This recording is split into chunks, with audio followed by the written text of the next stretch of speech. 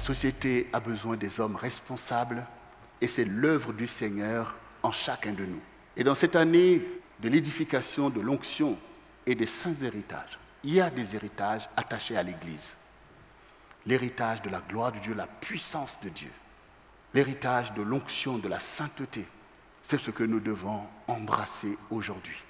Car nous voulons que la gloire de notre Seigneur éclate, afin que nous puissions marcher sur les serpents, sur les scorpions et sur toute la puissance de l'ennemi. Vous-même, vous le voyez. Et nous le voyons d'une façon crue. L'oppression, les difficultés dans lesquelles le peuple de Dieu est plongé.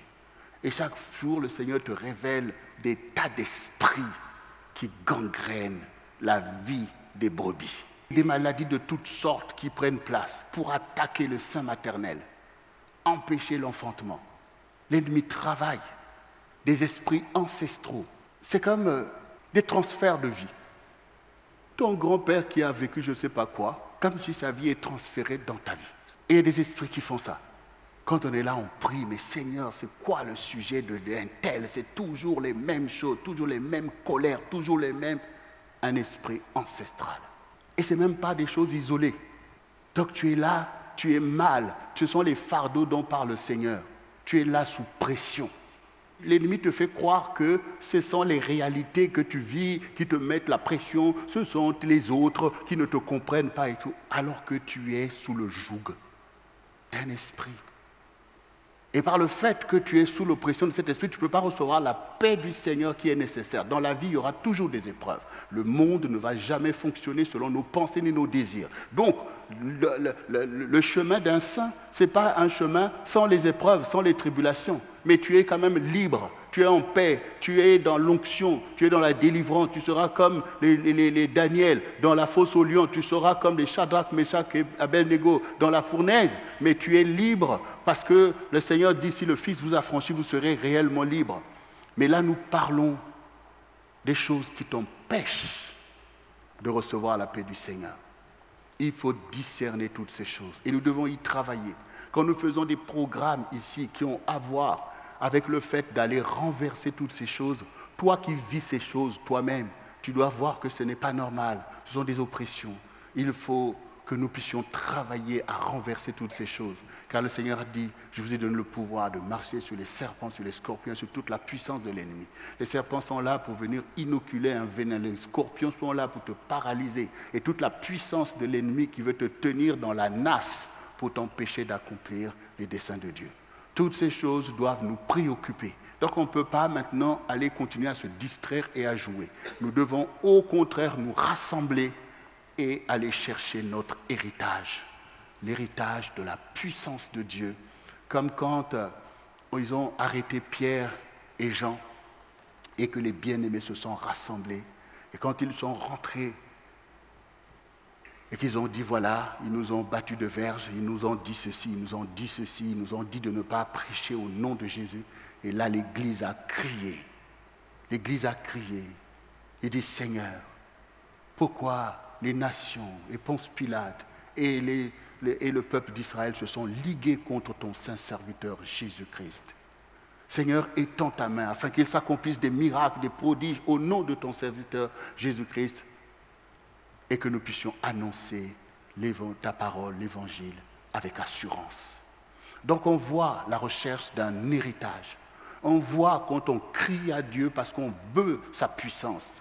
On voit quand on comprend finalement les choses. Comme Jésus dit, le voleur ne vient que pour dérober, égorger et détruire. Donc, on n'est pas là pour aller jouer avec les choses du diable. Le péché sera toujours l'aiguillon de la mort. On n'est pas là pour se laisser séduire. Oui, regarde, ces royaumes et leurs richesses, ça m'appartient, adore-moi et je te donne ceci. Regarde, oui, jette-toi, de là, les anges vont te porter. On n'est pas là pour jouer avec le diable. On n'est pas là pour jouer avec le diable parce qu'on connaît ses desseins.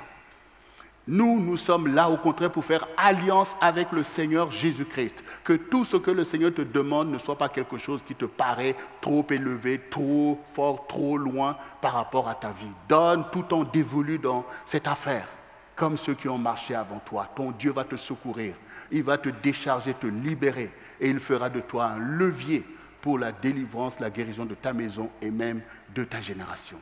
C'est des choix que nous devons porter aujourd'hui. Nous sommes l'Église. Nous sommes l'Église du Seigneur. Nous sommes l'Église du Seigneur. Nous sommes l'Église.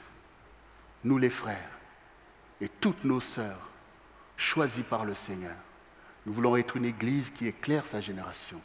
Notre Dieu a la provision. Ce ne sera pas par notre force, mais par l'Esprit du Seigneur qu'il a abondamment répandu au milieu de nous. Il n'y a personne qui est attaché à ce ministère, écoutant les enseignements et les pratiquant, n'a une communion directe avec le Seigneur. Oui, le Saint-Esprit est là. Et il te témoigne ces choses. Et nous avons, par la grâce de Dieu, beaucoup de témoignages, beaucoup de miracles, beaucoup d'accomplissements.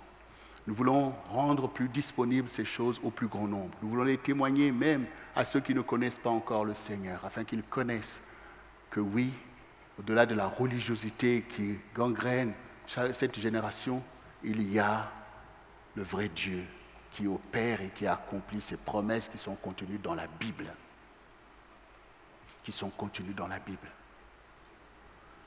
Alors, bien-aimé, tu es un homme édifié. Tu as compris que c'est Jésus. C'est Jésus qu'il te faut. Et je voulais prendre un dernier passage.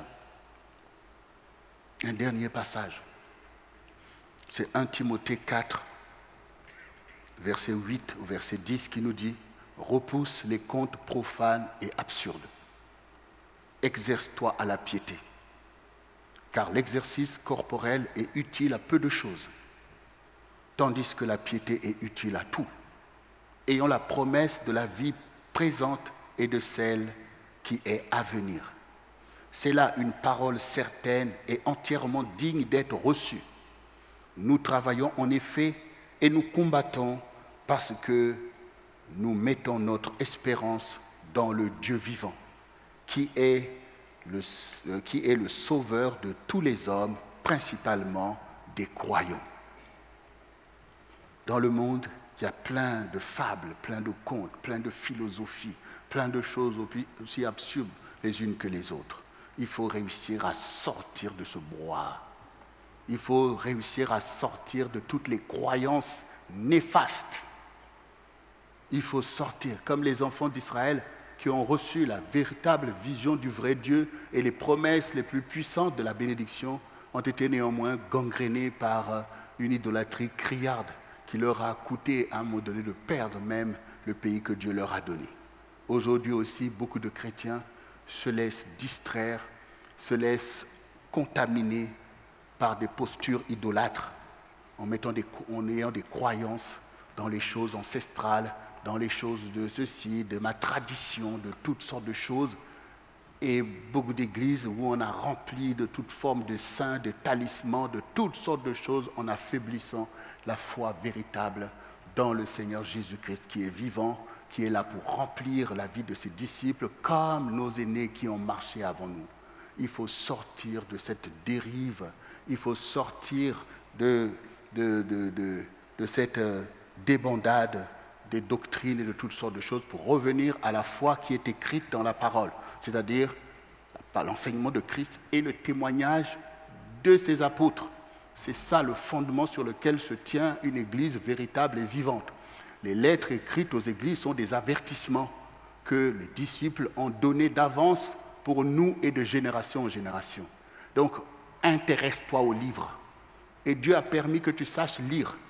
Donc, ne te laisse pas abuser par le vent des doctrines, mais reviens à la bonne pratique de l'enseignement de ton Seigneur et reçois le Saint-Esprit pour être guidé au quotidien dans le droit chemin. Alors ici, si nous sortons de toutes ces fables, si nous sortons de toutes ces dérives pour revenir à la foi en Jésus-Christ que Dieu a envoyé pour nous conduire à Dieu, eh bien, Dieu nous montre aussi ici que l'exercice corporel est utile à peu de choses. Nous avons beaucoup parlé de sport aujourd'hui. Et quand l'apôtre parle de ça, c'est qu'au temps où l'apôtre Paul était là, le sport avait beaucoup d'importance comme aujourd'hui. Parce que c'était à l'époque, effectivement, où avaient commencé les Olympiades, et c'était le temps des gladiateurs et tout. Donc c'était des choses qui marquaient en fait l'histoire de ce temps. Et ici, l'apôtre dit à son disciple Timothée que voilà, l'exercice corporel est utile à peu de choses. Et ici, il n'est pas forcément en train de mettre en opposition le sport, les talents que Dieu a donnés et la piété. Parce que c'est ce que expliquait aussi le pasteur Thibault. Parfois, dans l'Église, on a voulu rejeter toutes les choses qui concernent la vie des gens. Parce que, oh, le foot, c'est pas bon, oh, telle chose, c'est pas bon. Non, c'est pas ça la question. Parce qu'effectivement, il y a des talents. Quand on voit les joueurs jouer, c'est bien qu'ils ont une habileté, ils ont un talent qu'ils font prévaloir. Mais ici, l'apôtre ne dit pas à Timothée que non, ne t'adonne pas à l'exercice physique. Il dit que cela a une certaine utilité, mais surtout pas plus important que la piété. C'est ça ce que ça veut dire. Il veut dire que la piété est utile à tout. Voilà. Et si déjà il compare au sport qui avait déjà une importance certaine, qu'on voyait les gens comme les gladiateurs, c'était leur vie. Mais il est en train de dire à toi, Timothée, sache que la piété est plus utile que ça. Et que la piété est utile à tout. Ça veut dire que même dans le sport, il y a besoin de ta piété. Même à l'école, tu restes dans ta piété. La piété s'adapte à tout. En fait, c'est ça la bonne compréhension. La piété est le levier de tout. La piété te garde dans tout. Peu importe ce que tu trouves à faire, selon ta vie, selon les moyens que Dieu t'a donnés, de pouvoir aller peut-être gagner ton pain, mais ne sors pas de ta piété. Parce que nous voyons, effectivement, même aujourd'hui, en fait, quand on parle de l'apparence de la piété, des croyants qui ne sont pas véritablement dans la piété, ou tout simplement certains qui sont dans la piété du dimanche. Ça veut dire que lundi, tu redeviens païen. Et tu agis comme un païen, se laissant contaminer par le diable, te permettant d'aller commettre des choses que tu n'as pas à commettre. Ça veut dire que tu es sorti de ta piété, tu es sorti de cette foi vivante en Dieu dans ton quotidien. Et quand tu arrives le dimanche, le samedi, tu te prépares et dimanche, tu reviens dans une position de piété. Cette piété-là ne peut pas tenir devant la charge de l'ennemi. L'ennemi a prévu de te manipuler. Mais quand tu restes dans ta piété, c'est-à-dire, comme on a entendu tout à l'heure, le témoignage de Frédéric, qui était dans ces milieux-là de la banque, de la bourse, de toutes ces personnes dont il a décrit la vérité, la véracité, l'oppression qui est exercée dans ces milieux. Et lui-même, au milieu de ça, rentrant dans cette religion de mammon et toutes sortes de choses où on ne jure que par ses performances, il était touché, émerveillé de voir quelqu'un qui a résisté à tous ces mensonges, de mentir qu'un tel n'est pas là alors qu'il est là. Et lui-même a été touché de voir quelqu'un qui affirme dans un tel climat sa piété pour dire non, jamais, je ne vais pas dire ces choses. Donc on voit bien que c'est ce que l'apôtre veut dire. Peu importe ce que tu fais, garde ta piété, parce que sinon tu vas te conformer au siècle présent. Tu ne pourras plus discerner ce qui est bon, agréable et parfait à ton Dieu. Si tu penses que la bourse, c'est le travail que Dieu a mis pour toi pour gagner ton pain. Mais c'est le croyant qui doit faire ces choses, pas le païen. C'est le croyant. C'est le croyant. Et si tu vois maintenant que ces choses sont impossibles avec ta piété, alors sors de là. Si maintenant c'est le sport, si c'est le foot, le basket, le handball, parce que c'est des métiers aujourd'hui aussi. Si c'est ça qui est ton métier, mais que l'on voit l'homme pieux qui fait ces choses pour amener les valeurs que Satan a enlevées pour promouvoir ses œuvres, son impudicité, sa violence, sa cupidité, mais que, au contraire, on voit un homme pieux qui pratique ces choses parce que tu reconnais que tu as un talent pour ces choses, que l'on voit une femme pieuse qui pratique ces choses et qui peut éclairer des âmes abusées par le système. La piété est utile à tout. Parce que même on peut être dans l'église et être en dehors de la piété. Donc il ne s'agit pas seulement de condamner les choses du dehors, parce que les ténèbres parfois peuvent se retrouver là où on attend la lumière. Jésus s'est retrouvé à avoir maille à partir avec les religieux. Donc nous comprenons ici que la parole s'adresse à qui elle s'adresse. La parole s'adresse à qui veut la comprendre. pour que tu comprennes que ton Dieu qui t'a formé, qui t'a donné des dons, des talents, n'est pas en train de te donner 1000 vies ou une double vie. Il te dit de briller au milieu de ta génération. Oui, cherchez premièrement le royaume et la justice de Dieu et tout le reste vous sera donné. Donc, si maintenant tu es dans la piété, tout le reste sera donné. Mais reste dans la piété, parce que c'est ça le royaume, parce que c'est ça la justice de Dieu. Parce que quand maintenant, toi tu résistes au mal, c'est ça le royaume. Quand tu éclaires les autres, c'est ça la justice de Dieu. Donc, garde ta foi. Si quelque chose vient contre ta foi, écarte cette chose. Mais par ta foi, sois puissant pour accomplir de grandes choses. Par ta foi, comme disait le pasteur Oscar Ewolo, renverse les systèmes mafieux qui perdent les âmes. Et souvent, les gens qui font alliance avec Satan se retrouvent à avoir un zèle pas possible pour égarer toute une génération. Et les fils de lumière que Dieu a envoyés pour sauver les âmes se retrouvent dans la tiédeur et dans la timidité. Alors que ce n'est pas la lumière qui doit avoir honte, c'est les ténèbres en fait. La piété est utile à tout. Bien-aimé, quand tu as donné ta vie à Jésus, tu l'as donné. Alors, quand tu donnes ta vie à Jésus, en fait, toi, tu vas vivre maintenant quelle vie? La vie de Jésus. C'est ça, donner sa vie à Jésus. Ça veut dire, Jésus te donne ma vie pour que toi, tu vives en moi. Pour que toi, tu marches en moi. Pour que toi, tu brilles. C'est pour ça que le témoignage des anciens, c'est que ce n'est plus moi qui vis, c'est Christ qui vit en moi. C'est normal. Tu lui as donné ta vie. Tu as renoncé à ta propre vie. Vis la vie de Christ. Parce que si le Seigneur dit que le voleur ne vient que pour dérober, égorger et détruire, mais moi, je suis venu pour que les brebis aient la vie et qu'elles soient dans l'abondance. Et je suis le bon berger qui donne sa vie pour ses brebis. Le bon berger donne sa vie pour les brebis. Jésus te donne sa vie. Mais à quel moment tu reçois cette vie? Parce qu'il donne. Parce que s'il donne, c'est bien parce que ta vie est déjà piégée, déjà corrompue. Donc c'est cette vie-là qu'on vient enlever pour te donner la vie du Fils de Dieu. Pour que tu sois toi-même un fils, une fille pour Dieu. Mais à quel moment nous acceptons la vie de Christ vraiment? Pour vivre cette vie glorieuse. Pour vivre cette vie en dehors du péché, pour la gloire de Dieu. C'est bien ce dont on a besoin en fait. Donc ça a à voir avec le fait de sortir du piège intellectuel de tes propres réflexions, de tes propres réalités, pour laisser ton cœur parler. Comme quand une femme entend un homme qui lui parle, « Tu es la femme de ma vie, je t'aime, je veux t'épouser », et qu'elle se laisse convaincre. Et quand elle va dire « Oui, je suis d'accord », elle est prête à tout solder pour pouvoir suivre cet homme, pour pouvoir vivre la vie de cet homme, pour partager, porter son nom. Elle est prête à ces choses, elle y va librement, elle ne regarde pas en arrière, parce que c'est son destin. Quand Jésus est venu, parce qu'il nous aime, il est venu avec sa vie glorieuse pour prendre notre vie de péché et aller mourir à la croix. Et il a donné sa vie. Il est temps, frère, que tu prennes la vie de Christ. Et c'est Christ que l'on doit voir en toi pour accomplir tout le plan de Dieu qui est attaché à ta vie, dans lequel notre bonheur à nous tous est contenu par les choses que tu vas apporter. Ta génération en a besoin, les âmes perdues en a besoin, car le Seigneur te fait pécheur d'hommes.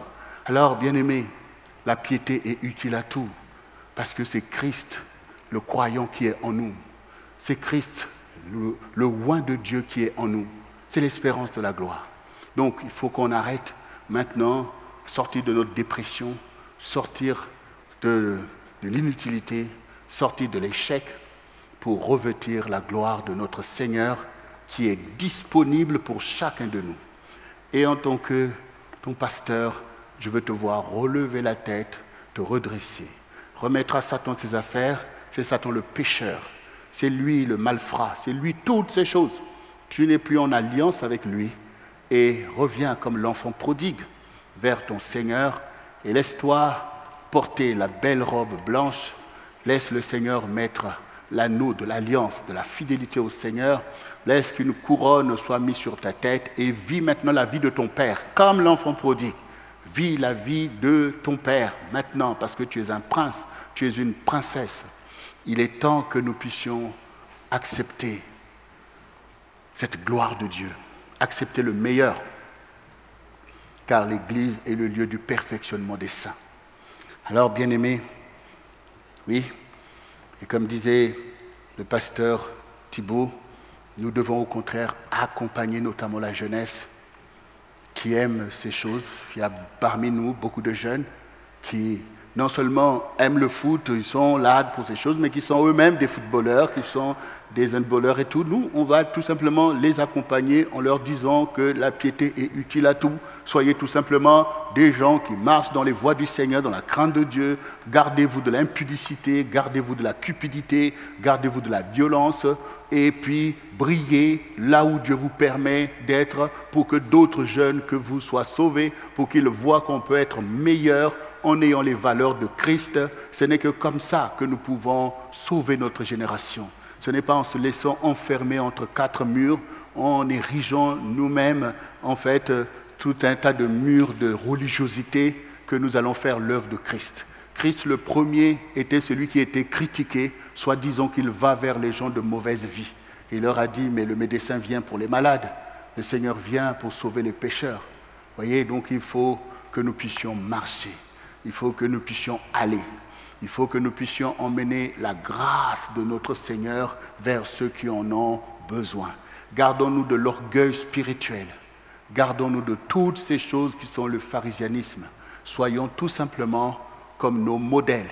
Jésus, le modèle absolu, et ses disciples qui nous ont démontré que nous pouvons obéir au Seigneur. Ce sont ces hommes édifiés que les familles ont besoin, je l'ai déjà dit, que la femme a besoin, je l'ai déjà dit, que le Seigneur a besoin pour cette génération. Nous allons maintenant même invoquer le Seigneur. Nous bénissons le Seigneur pour les sœurs qui nous ont joints, tous ceux qui nous suivent par Internet. J'aimerais conclure à votre égard que les hommes édifiés pour lesquels vous priez, ces hommes responsables pour lesquels vous apportez votre caution, ont besoin d'aide. Aider l'homme, c'est obéir au Seigneur. Dieu ne vous a pas placé pour renvoyer l'homme à une image catastrophique de lui-même.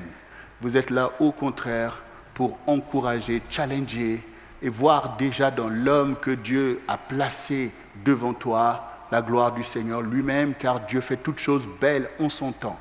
Et avec vos prières auprès du Seigneur, en disant, Seigneur, c'est toi qui as dit que l'homme quittera son père et sa mère et s'attachera à sa femme et les deux deviendront une seule chair.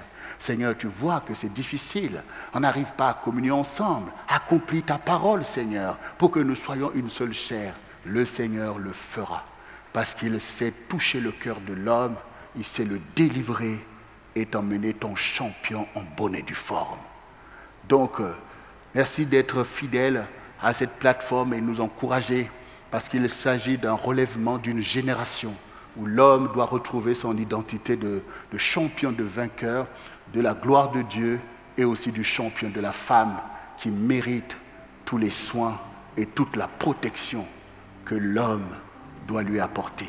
Et les enfants sont là pour bénéficier de cette vision équilibrée de l'homme et de la femme comme la fondation d'une famille, afin qu'eux aussi puissent reproduire ces valeurs de génération en génération. C'est le relèvement de l'Église, c'est les saints héritages que l'Éternel a ordonnés au peuple de Dieu et à l'Église. Répète après moi ces quelques paroles. Seigneur Jésus, me voici devant toi. Je me tiens confiant, car je sais en qui j'ai cru. Je reconnais que tu es le Seigneur qui a pris sur toi mes péchés et mes iniquités. Et tu t'es fait pécher et tu es allé sur le bois maudit où tu as donné ta précieuse vie à ma place, afin que je reçoive par ton sacrifice la vie de Dieu. Et aujourd'hui, j'accepte comme une brebis obéissante ta vie que tu me donnes aujourd'hui, afin que ça ne soit plus moi, mais Christ qui vit en moi. Seigneur Jésus, j'accepte ta vie en moi, parce qu'aujourd'hui, je renonce à moi-même. Je renonce à la vie corrompue et infectée par le péché d'Adam. Je renonce à la vie infectée par le péché de tous mes ascendants. Et je renonce à la vie corrompue et infectée par ma vie de désobéissance. Aujourd'hui, j'écarte ces choses. Et par la puissance de la foi, et par la puissance que tu as donnée à l'Église, je fais alliance maintenant même avec la vie innocente de Christ dans ma vie maintenant même, afin d'être délivré de toute charge du péché de l'esprit du monde, afin d'être délivré de tous les fardeaux du monde aujourd'hui et recevoir la liberté. Oui, Seigneur Jésus, car quand tu m'as franchi, je suis réellement libre. Et aujourd'hui, j'accepte cette liberté et je suis libre maintenant même. Et je confesse cette liberté. Satan, je renonce à toi. Je renonce à tes manigances. Je renonce à tes œuvres. Je renonce à tes péchés. Je renonce à toutes ces choses. Tu sors de ma vie au nom de Jésus-Christ qui domine sur ma vie aujourd'hui. Je te chasse dans les lieux arides et je renverse tes œuvres et je marche sur les serpents, sur les scorpions et sur toute la puissance de l'ennemi. Au nom de Jésus-Christ de Nazareth, Seigneur Jésus, oins-moi du Saint-Esprit maintenant même. Je reçois le Saint-Esprit comme les anciens qui ont marché avant moi afin que ta gloire soit révélée. J'accepte maintenant même la guérison qui a coulé de tes meurtrissures et je suis guéri esprit, âme et corps. J'accepte la délivrance par ton onction qui brise tout joug dans ma vie. Et je suis affranchi de toutes ces choses. Et je reçois, Seigneur, ta guérison et ta bénédiction. Car tu as changé pour moi la malédiction en bénédiction. Tu as changé pour moi la mort en la vie. Tu as changé pour moi le péché en la sainteté. Oh, toutes les choses anciennes sont passées et toutes choses deviennent nouvelles. Seigneur, je me tiens devant toi comme un homme responsable, comme une femme sage. Je me tiens devant toi pour recevoir la provision de ma destinée. Car à partir d'aujourd'hui, je veux accomplir toutes tes volontés. Je veux faire ce qui t'est agréable, ce qui est parfait à tes yeux. Car oui, je sépare ce qui est bien de ce qui est mal, ce qui est saint de ce qui est profane. Et je m'attache à la vie que toi tu m'as donnée. Merci Seigneur. Merci pour ton œuvre aujourd'hui et de ce que tu fais de moi une bénédiction et une source de bénédiction pour ma maison, de génération en génération. Une source de bénédiction pour ma famille et pour ma génération. Et tu fais de moi, Seigneur éternel, un témoignage vivant dans ton Église, afin que ton royaume puisse se déployer victorieusement. Moi et mes frères, moi et mes sœurs, nous élèverons le nom de Jésus et nous publierons les louanges de notre Dieu.